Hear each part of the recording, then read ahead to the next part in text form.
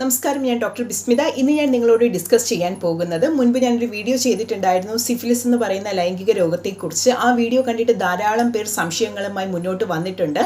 ഇതിനായി ചെയ്യുന്ന 2 ടെസ്റ്റുകളാണ് VDRL TPHA എന്ന് പറയുന്നത്. ഇതിൻ്റെ 2 വാല്യൂം ബോഡിയിൽ നിന്ന് പൂർണ്ണമായി മാറ്റാൻ കഴിയുമോ എന്നുള്ളതാണ് എല്ലാവരുടെയും സംശയം. അതിനുള്ള ഉത്തരമാണ് ഞാനിന്ന് ഷെയർ ചെയ്യുന്നത്. സിഫിലിസ് എന്ന് പറയുന്നത് തീർച്ചയായിട്ടും സെക്ഷലി ട്രാൻസ്മിറ്റഡ് ഡിസീസ് തന്നെയാണ്. മറ്റുള്ള സെക്ഷലി ട്രാൻസ്മിറ്റഡ് ഡിസീസുകളെ അപേക്ഷിച്ച് പെട്ടെന്ന് പകരാനും കൂടുതൽ പേരിലും കണ്ടുവരുന്ന ഒരു രോഗമാണ് സിഫിലിസ് എന്ന് പറയുന്നത്.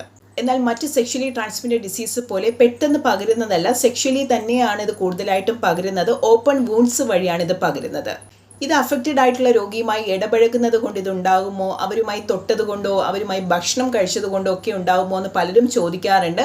അങ്ങനെ പകരാനുള്ള സാധ്യതകൾ കുറവാണ്. സിഫിലിസ് എന്ന് പറയുന്ന കണ്ടീഷന് 3 ഘട്ടങ്ങളാണുള്ളത്. ഒന്നാമത്തെ ഘട്ടത്തിൽ വ്രണങ്ങളും ചെറിയ പസ്സോട് കൂടിയിട്ടുള്ള കണ്ടീഷനാണുള്ളത്. അത് വേഴ്സായാണ് രണ്ടാമത്തെ ഘട്ടത്തിൽ പല ഭാഗങ്ങളെ പ്രധാനമായും അഫക്റ്റ് ചെയ്ത് തുടങ്ങുന്നത്. ജനനേന്ദ്രിയ ഭാഗങ്ങൾ, മലദ്വാരം, കഴുത്ത് തുടങ്ങിയവയിലാണ് കൂടുതലായും കാണുന്നത്. എന്നാൽ 3-ാം ഘട്ടം ആകുമ്പോഴേക്കും രോഗം വളരെയധികം മൂർച്ഛിച്ച് ശരീരത്തിലെ പ്രധാനപ്പെട്ട എല്ലാ ഭാഗങ്ങളെ അഫക്റ്റ് ചെയ്യാനുള്ള സാധ്യതകൾ കൂടുതലാണ്. തുടക്കത്തിലെ ട്രീറ്റ്മെൻറ്റ് എടുത്തു കഴിഞ്ഞാൽ ഇത്തരത്തിലുള്ള എല്ലാ കോംപ്ലിക്കേഷൻസും നിങ്ങൾക്ക് ഒഴിവാക്കാൻ കഴിയുന്നതാണ്. രോഗത്തിൽ നിന്ന് മുക്തി നേടാൻ കഴിയുന്നതുമാണ്.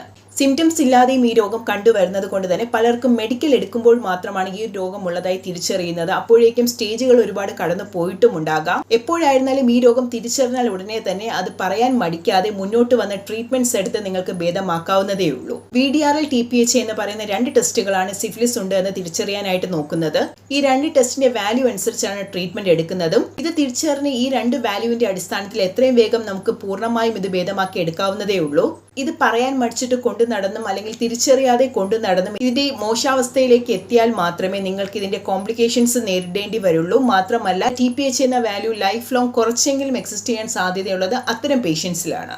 അതുകൊണ്ട് തന്നെ നിങ്ങളുടെ ശരീരമാണ്, നമ്മൾ ആരെയും നോക്കേണ്ട ആവശ്യമില്ല. ഈ ഒരു പ്രശ്നം ഉണ്ടെന്ന് അറിഞ്ഞു കഴിഞ്ഞാൽ എത്രയും വേഗം അതിനുള്ള ട്രീറ്റ്മെന്റിനായി മുന്നോട്ട് വരിക തന്നെ ചെയ്യുക. സിഫിലിസിനെ കുറിച്ചുള്ള ഡീറ്റെയിൽഡ് ആയിട്ടുള്ള വീഡിയോ ചാനലിൽ അപ്ലോഡ് ചെയ്തിട്ടുണ്ട്. എല്ലാവരും കാണുക. വീഡിയോ യൂസ്ഫുൾ ആണെങ്കിൽ തീർച്ചയായിട്ടും ചാനൽ ഷെയർ ചെയ്യുക, സബ്സ്ക്രൈബ് ചെയ്യുക, ലൈക്ക് ചെയ്യുക. കൂടുതൽ സംശയങ്ങൾക്കും കൺസൾട്ടേഷനും ഞങ്ങളുമായി കോൺടാക്ട് ചെയ്യാവുന്നതാണ്. മറ്റൊരു വീഡിയോയിലൂടെ കാണുന്നത് വരെ ബൈ.